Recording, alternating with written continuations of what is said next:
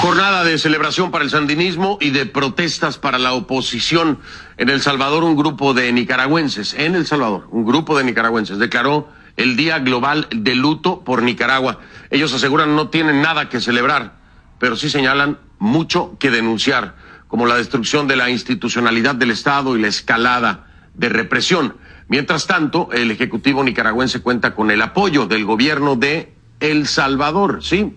Como ya se lo había dicho, el mandatario salvadoreño Salvador Sánchez Serén respaldó al presidente Daniel Ortega durante su visita a Cuba este pasado martes, una postura que contrasta con la del resto de países de Centroamérica, que han pedido el cese de los ataques violentos contra los manifestantes. En el foro de Sao Paulo, reunido en La Habana, Sánchez Serén llamó intento de desestabilización a lo que está ocurriendo en Nicaragua. Escúchelo. Nos solidarizamos también con el gobierno y el pueblo de la hermana Nicaragua ante los intentos desestabilizadores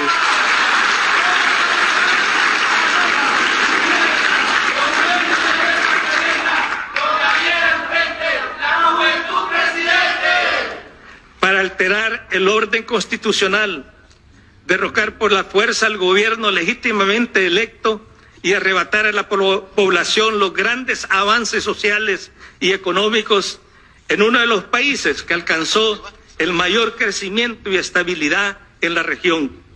Respaldamos la decisión del presidente Daniel Ortega de mantener un diálogo respetuoso para encontrar acuerdos que permitan a esa hermana nación detener la escalada de violencia y continuar por la senda del progreso y mejoramiento de la calidad de vida de la población en paz y con estabilidad democrática.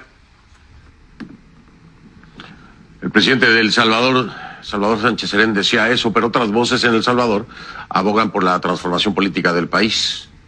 Es el caso de Nayib Bukele, exalcalde de San Salvador y aspirante presidencial. Bukele acaba de inscribirse ya, por fin, ahora le cuento por qué por fin, como precandidato para las elecciones presidenciales de febrero de 2019 ante la Comisión Electoral del Partido Cambio Democrático, el CD, una organización política de centro izquierda creada en 2004 que dice tener la misión de construir El Salvador con justicia social.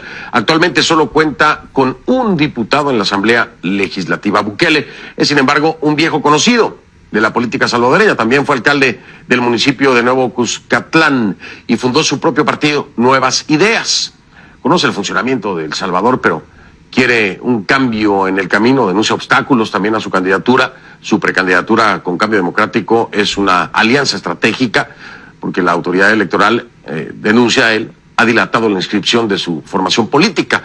En manos del Tribunal Supremo Electoral está también suspender o no al Partido Cambio Democrático por una cuestión de votos. De momento, Bukele cuenta con el respaldo de los electores, según señalan las más recientes encuestas. Es decir, si se llevan a cabo las elecciones de hoy, sería el próximo presidente de acuerdo a las encuestas. Le doy la bienvenida, entonces vamos con él.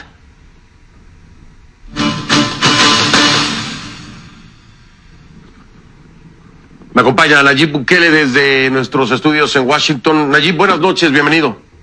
Buenas noches, Fernando, un saludo. Un gusto volver a verte y un saludo a todos los amigos que nos ven a través de CNN en todo Estados Unidos y en toda Latinoamérica. Gracias, Nayib, igualmente un gusto saludarte. A ver, de entrada, normalmente, y nos ha pasado a ti y a mí, que te tengo que preguntar por el actual presidente Salvador Sánchez Serén, y tengo que hacerlo de nueva cuenta porque has escuchado lo que está pasando en Nicaragua y has escuchado lo que ha dicho Sánchez Serén en La Habana. ¿Qué opinión te merece y cómo te sientes? Primero, como político, ¿no? Como un político de oposición ahora, político de oposición en El Salvador, pero también como un ser humano, Nayib. ¿Qué opinas acerca de lo que dijo Sánchez Serén?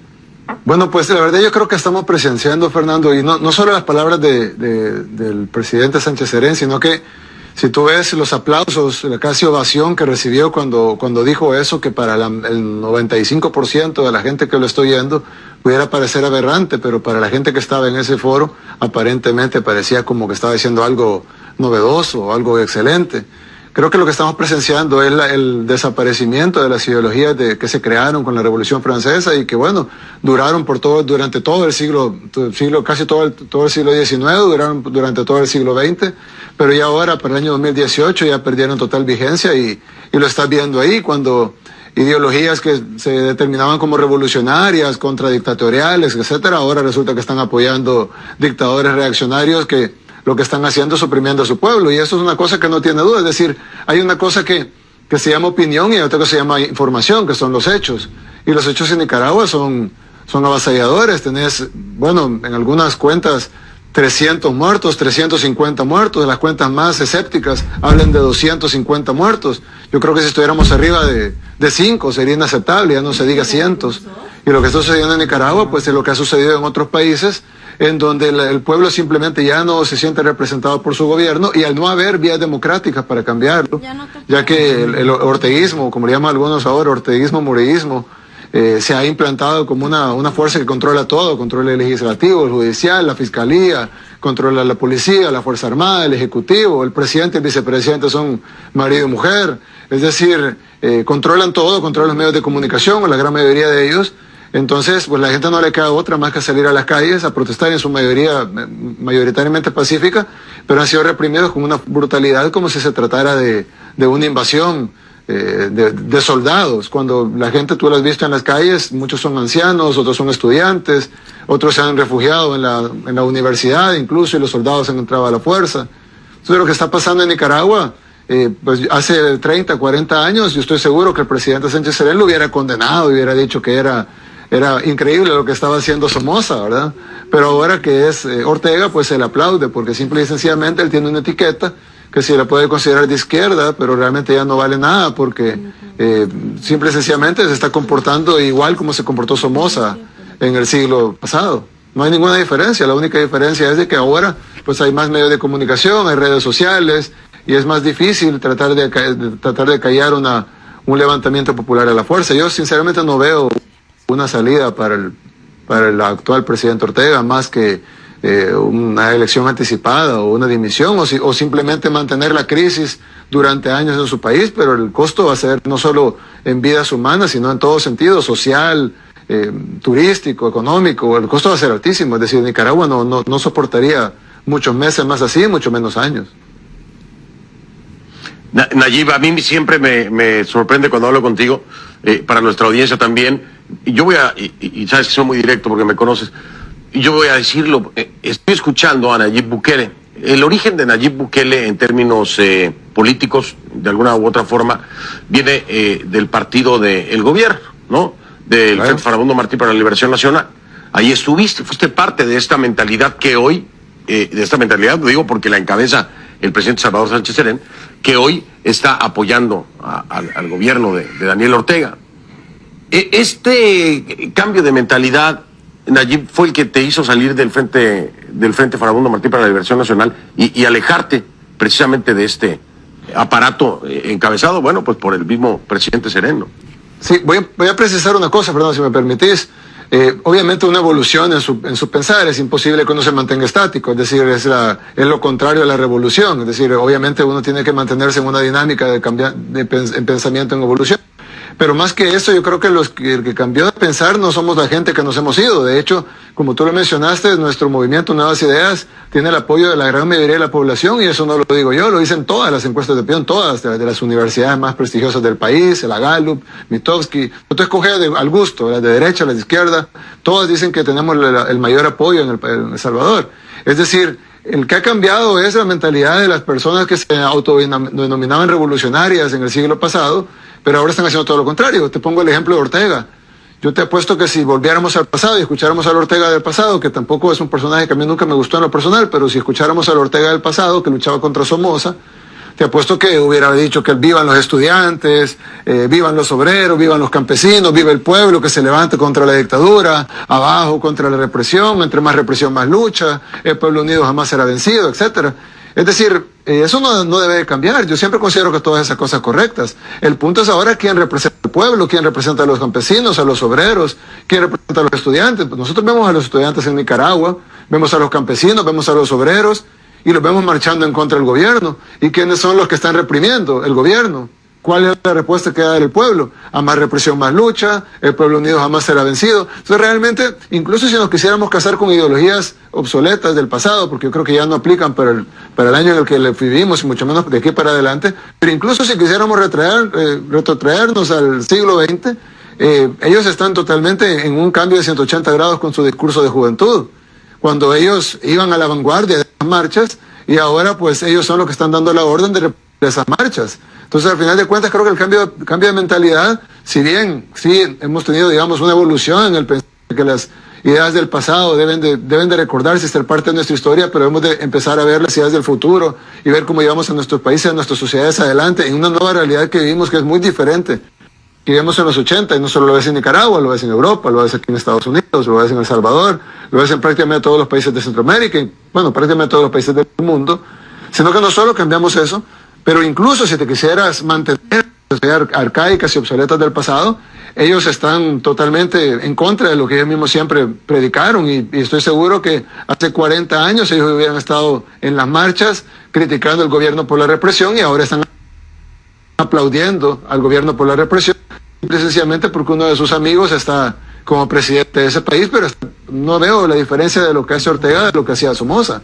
Es decir, ambos se jactaban del crecimiento económico que le llevaban al país, ambos se jactaban de sus políticas económicas que habían funcionado, de que había una seguridad más o menos aparente, pero ambos eran represores de su pueblo, ambos están no dejando que la gente se exprese democráticamente, ambos están asesinando a sus poblaciones.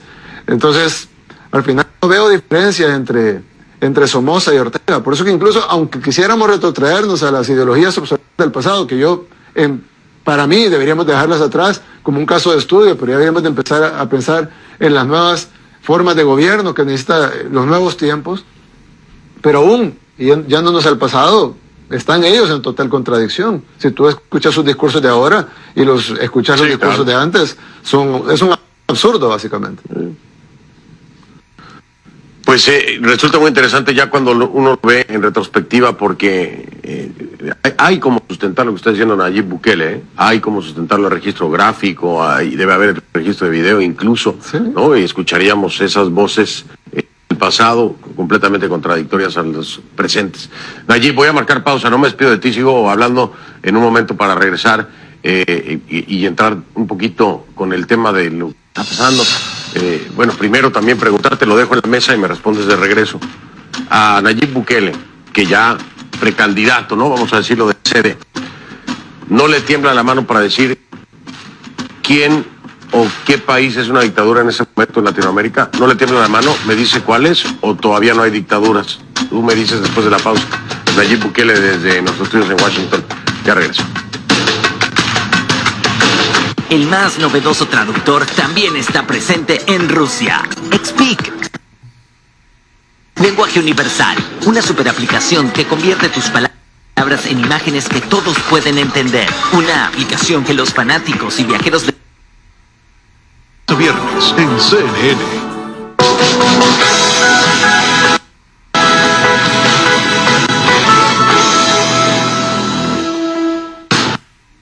Aquí se controlan los movimientos políticos más importantes de Estados Unidos. Se toman decisiones fundamentales y se implementan acciones que afectan la vida de millones de personas y las estrategias de los actores políticos más influyentes. Analizamos las implicaciones de estas decisiones en tu vida. Porque mantenerte bien informado es nuestro compromiso. Sigue Directo USA de lunes a viernes en CNN. Hace mucho aprendí cuando por primera vez tuve que lidiar con conductas atroces en lugares como los Balcanes, cuando una de las partes torturaba a la otra por sus diferencias étnicas y religiosas. Me di cuenta que, como periodista, no podía aceptarlo moralmente y que tampoco podía presentar los hechos con falsedad. Yo insisto en ser veraz, no neutral. Amanpour, el sábado, en CNN. Soy Michelle Mendoza en Ciudad de Guatemala. Somos CNN.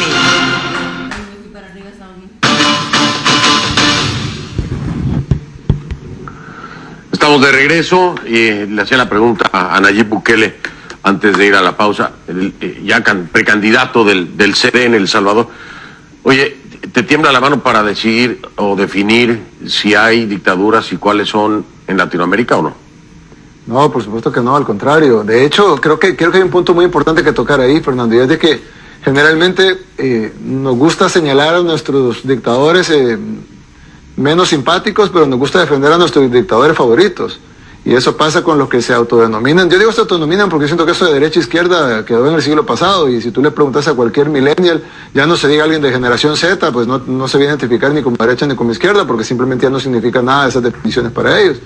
Pero incluso si quisiéramos determinarlo como se determinan todavía los baby boomers o la generación X, algunos de la generación X, bueno, si el dictador es de derecha, pues es bueno, y si el dictador es de izquierda, pues es malo, y de igual manera al revés, si el de izquierda es bueno y si el de derecha es malo. Yo creo que en Latinoamérica tenemos varias dictaduras, tenemos ahorita la que está gestando en Nicaragua, que probablemente llegó democráticamente, pero ahora la represión que está haciendo ya no es democrática, es decir, tal vez llegó democráticamente, no sé, no se puede dudar que la primera vez que ganó debe haber ganado de una manera democrática porque no estaba en el poder, pero ya ahora ya se convirtió en una dictadura, desde el momento que no permite libertad de expresión, libertad de reunión, libertad de su población, etcétera. Son derechos democráticos, derechos humanos, derechos fundamentales que se están violando, se vuelve una dictadura. Caso de Honduras, hay gente que dice, no, Honduras no, porque Honduras es de derecha, pero Honduras es una dictadura, tanto que se impuso en una reelección ilegítima y luego perdió la reelección contra Salvador Narrala y luego hizo fraude en la elección, un apagón, y luego estaba 5 puntos abajo, después de un apagón estuvo 5 puntos arriba. Eso es imponerse ante la voluntad popular, y eso es una dictadura. O sea, autodenomina ser de derecha o de izquierda, es irrelevante. Además, ahí también murieron decenas de personas en manifestaciones reprimidas por el gobierno dictatorial de Honduras. Tenemos el caso de Venezuela. Por ejemplo, Venezuela, probablemente cuando Chávez llegó en el 99 no era una dictadura, llegó por un voto democrático. Incluso ellos se jactaban mucho de que su sistema electoral era muy bueno, certificado por el Centro Carter, etcétera. Pero de un tiempo para acá nadie puede ver que es una dictadura. No permiten elecciones, pero cuando hacen elecciones, hacen unas elecciones de manera que no pueda competir la oposición, inhabilitan candidatos de la oposición, como inhabilitaron a Capriles por 10 años, por ejemplo, porque es probablemente el único que puede unir a la oposición en estos momentos. Entonces, es decir, está funcionando como una dictadura, aunque sus inicios no haya sido así, pero ya lo es. Tenés el caso de El Salvador, por ejemplo, donde se está gestando una dictadura. No parecería, pero se está gestando una dictadura donde no se permite constituir partidos, como el caso nuestro.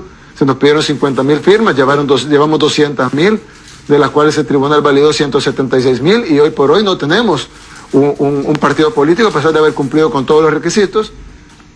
Nos inscribimos en el CD, hacemos una alianza estratégica con un partido pequeño, pero limpio, pero legalmente establecido, y ahora hacen un proceso para cancelar el partido con el que nos inscribimos. Entonces, es decir, estás donde se violan derechos fundamentales, donde se viola el derecho libre de elegir del pueblo en las urnas, donde se viola la democracia, estás en una dictadura. Y tenés ejemplos que probablemente a algunos de tus televidentes no les va a gustar, pero es la verdad. Por ejemplo, el caso de Brasil.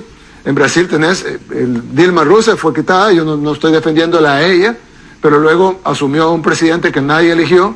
Y luego ahora, pues, el presidente, que no estoy defendiendo tampoco, pero el presidente que las encuestas dicen que quiere número 1 está en la cárcel y no permiten elegir. Al final de cuentas, es decir, sin defender a Lula, sin defender a Dilma Rousseff, sin defender a nadie, lo que tú estás viendo es que se gestan diferentes tipos de dictaduras con diferentes sistemas. Ya no son las dictaduras militares de los años 60, 70 en Latinoamérica, pero son un nuevo tipo de dictaduras, como la que tenés en Honduras, como la que tenés en Nicaragua, como la que tenés en Venezuela, como la que tenés en Brasil, y como la que se está gestando en El Salvador. Entiendo. En donde simplemente no se le permite al pueblo expresarse libremente y elegir a sus líderes y autoridades democráticamente en las urnas, como todos los demócratas debemos de defender, independientemente si nos gusta o no el resultado de esas elecciones. Si somos demócratas, debemos de defender la democracia. Entiendo y estoy muy en línea con tu pensamiento. El tema de la democracia no es de la derecha ni es de la izquierda. El tema de la democracia es de todos, ¿no? Y hay dictaduras de derecha y dictaduras de izquierda. Oye, me están diciendo que me queda un minuto, pero quiero preguntarte rápido, Nayib. Todavía, aunque eres ya precandidato, tienes la alianza estratégica con el CD, ¿todavía corre el riesgo de que no puedas correr como candidato a la presidencia en caso de ganar las internas, que parece que no hay nadie más? Bueno, mañana tenemos una reunión con Luis Almagro, el secretario general de la OEA, precisamente a plantear eso, también con la Comisión Interamericana de Derechos Humanos. El día de ayer nos reunimos con las Naciones Unidas.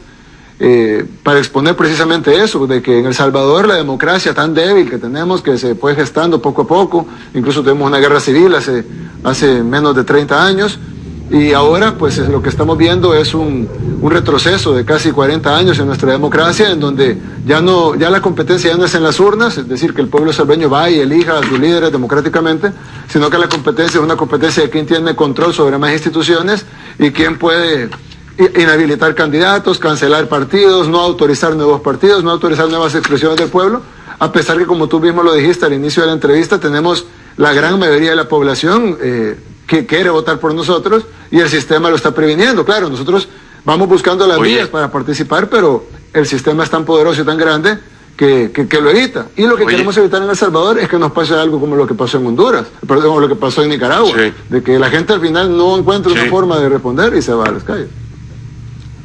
Así es, Nayib. Voy a estar al pendiente, por supuesto, como siempre. Ya por lo pronto puedo decirles que es el precandidato presidencial de Cambio Democrático. Va a hablar con todos los que ya nos dijo y vamos a ver si de ahí las cosas siguen normalmente. Nayib, muchas gracias por esta entrevista. Fernando. Te saludo allá en Washington y suerte. Gracias. Muchas gracias. Gracias. Hacemos una pausa.